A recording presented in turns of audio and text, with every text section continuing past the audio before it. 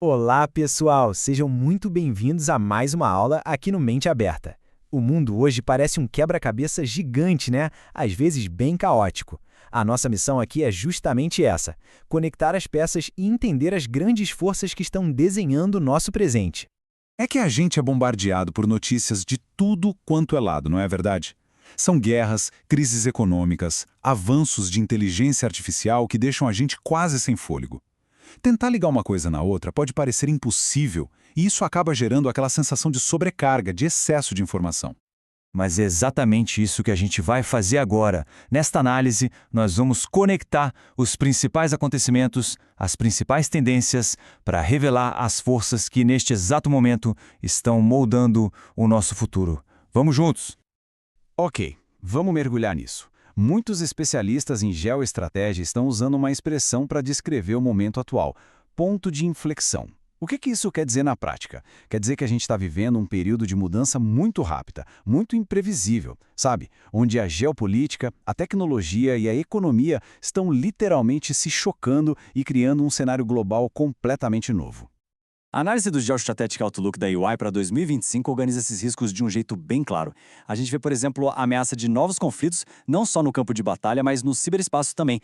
Países tentando se proteger economicamente, o que complica toda a logística mundial. E tem a disputa pela tal soberania digital, que é o controle sobre tecnologias-chave como inteligência artificial e semicondutores.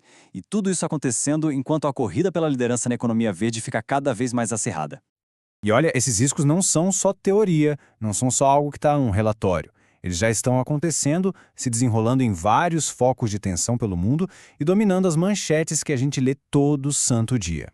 Lá na Europa, a guerra na Ucrânia se arrasta, e a discussão sobre envio de mísseis de longo alcance americanos pode mudar completamente a dinâmica do conflito.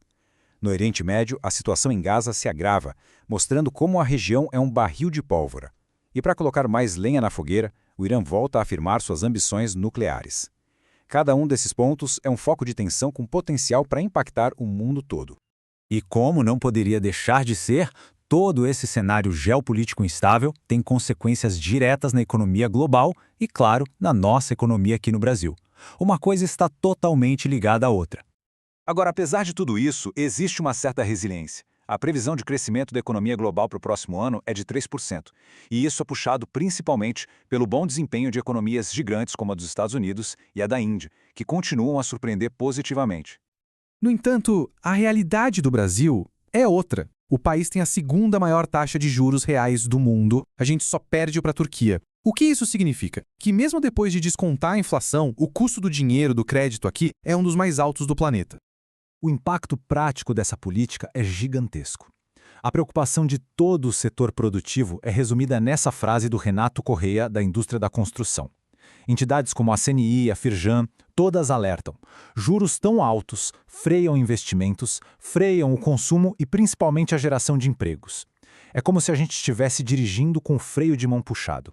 Bom, e além das tensões geopolíticas e dos desafios econômicos, tem outra fronteira onde os riscos estão crescendo numa velocidade assustadora: o mundo digital. Essa nova camada de ameaças afeta governos, empresas e, claro, cada um de nós. 183 milhões. Guarda esse número. Essa é a quantidade de e-mails e senhas do Gmail que foram expostos num vazamento massivo recente. É um número que assusta e mostra o quanto nossos dados estão vulneráveis nessa era da informação.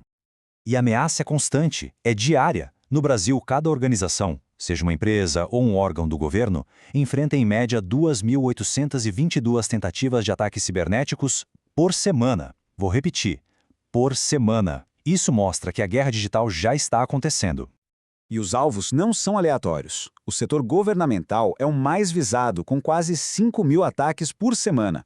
Logo em seguida, vem as telecomunicações, que são a espinha dorsal da nossa conectividade, e o setor de educação. Atacar esses setores é atacar a infraestrutura mais crítica do país. Então a gente pode se perguntar, como é que essas forças todas, geopolíticas, econômicas e digitais, impactam a vida das pessoas de forma concreta? A resposta está na transformação do trabalho. E esse futuro, pessoal, não está distante não, ele já começou. Para entender essa transformação, a gente vai se basear numa fonte de muito peso, o relatório O Futuro do Trabalho, uma parceria entre o Fórum Econômico Mundial e a Fundação Dom Cabral. É, sem dúvida, uma das análises mais completas sobre as mudanças que estão vindo por aí. O relatório mostra que a principal força de mudança é, sem nenhuma surpresa, a adoção de novas tecnologias. 86% das empresas apontam para isso. Mas olhem só que interessante como os outros temas que a gente discutiu hoje também aparecem aqui. A incerteza econômica, a transição para uma economia verde e as tensões geoeconômicas. Viram? Tudo está interligado.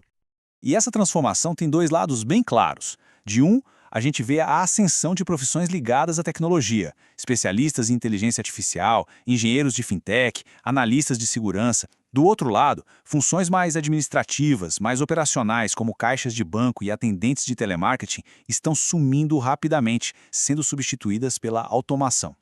Então, a pergunta de $1 milhão é: quais são as habilidades para a gente prosperar nesse novo cenário? A lista é muito reveladora. No topo não estão apenas competências técnicas. A gente vê o pensamento analítico e o criativo, claro, mas junto com eles, resiliência, flexibilidade, agilidade. A liderança e a influência social ganham um peso enorme. A alfabetização tecnológica é a base de tudo. Mas o grande diferencial está na combinação dessas habilidades humanas com as digitais. E aqui a gente chega ao nosso grande desafio no Brasil.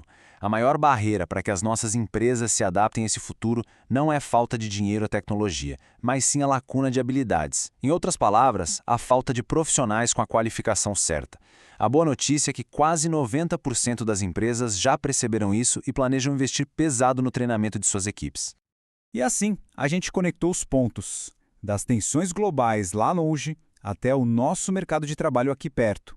A pergunta que fica, a reflexão final, é diante de um mundo em ponto de inflexão, com tantos riscos e tantas oportunidades, será que nós estamos realmente nos preparando para o futuro que já está batendo à nossa porta?